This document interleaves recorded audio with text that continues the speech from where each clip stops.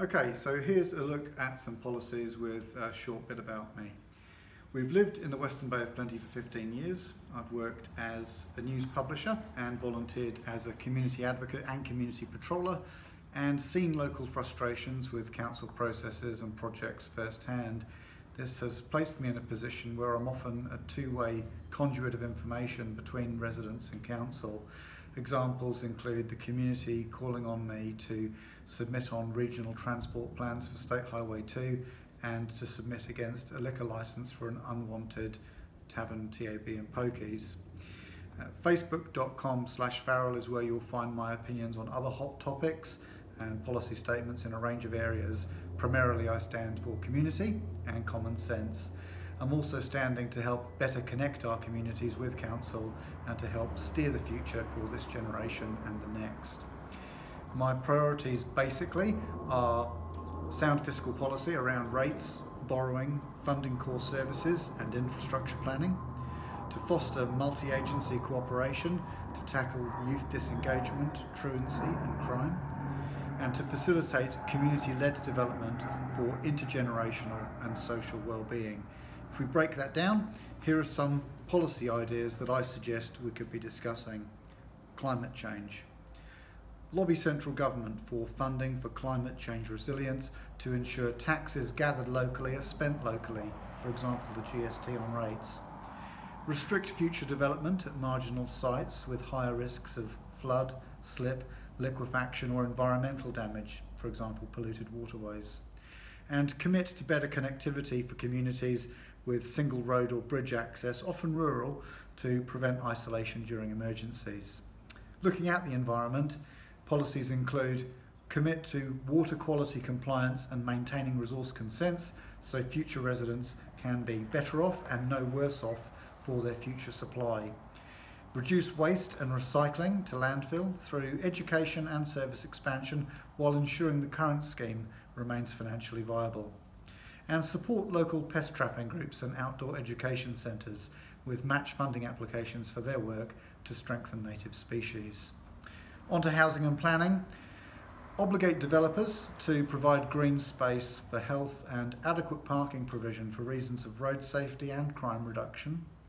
Safeguard adequate reserve land for future community recreational needs, and invest in appropriate levels of council housing stock for vulnerable sectors of the community, such as our elders. Onto the jobs and economy. I believe we need to facilitate integration by central government to invest in communities through departments such as Internal Affairs, Social Development, and the Ministry for Business Innovation and Employment.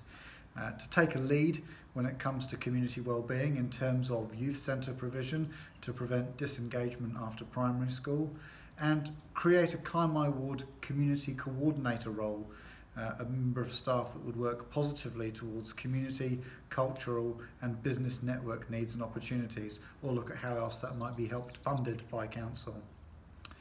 Local democracy, here's a big one for me. I'd like to introduce sort of cuppa with council meetings, touring halls across the district to touch base with locals regularly about what's on top of their list.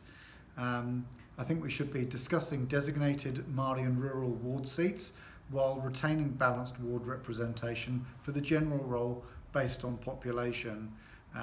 One person, one vote, but I'll explain that more in a subsequent video you'll find elsewhere on this site. And I think we should lobby for civics education at primary and secondary school to encourage lifelong participation in democracy and systems understanding. Rates and revenue. We've got to aim to keep rates increases as low as possible while maintaining service levels in the face of high inflation impacting upon core costs. Essentially, it's a big balancing act. We've got to borrow responsibility for long-term priority infrastructure improvement. We need fit-for-purpose future assets without crippling levels of debt. And I think we could evaluate the sale of Barks Corner to better serve the district's main centres more locally, and this might be part of any amalgamation conversations. Bit of construction going on there, concrete truck. Recreation and culture. I'd like to see council work with the Ministry of Education to create an action centre, a pool, a sports field at Ōmokoroa College, to maximise community benefit from limited space locally. We need to ensure that future facilities are multi-purpose for multiple codes, for example 5 or 7-a-side football, hockey, basketball and tennis on one surface. And Council needs to continue its good work with grant funding of groups, for example Te Puna Quarry Park or Ōmokoroa Public Art, and consult with Bridle about public sculptures of cultural significance perhaps. A couple more subjects to go. One is transport. Where affordable, prioritise projects where residents have complained about speed, sight lines or surfaces. Youngstown, Ainsworth, Ōropi, Ohaiti, Wright Roads. Check every school and preschool in the district has safe speed limits and parking at peak times, along with local consultation where needed. And continue to work towards completing our district's share of the walkway and cycleway network from Waihi to Tauranga. Finally, utilities and services. Compliance with water standards and good quality is a top priority. Advocating for the best possible deal regarding asset control, ownership and governance. Striving to reduce rubbish and recycling to landfill by adopting any other Raglan model policies that the district can sustain. And finally, increase the number of dog poo bins along popular walking tracks to reduce the number of incidents of people dumping the filled bags.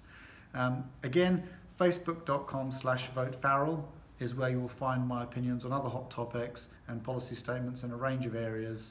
I stand for community and common sense, and I hope I can look forward to your support in this coming election. Thanks.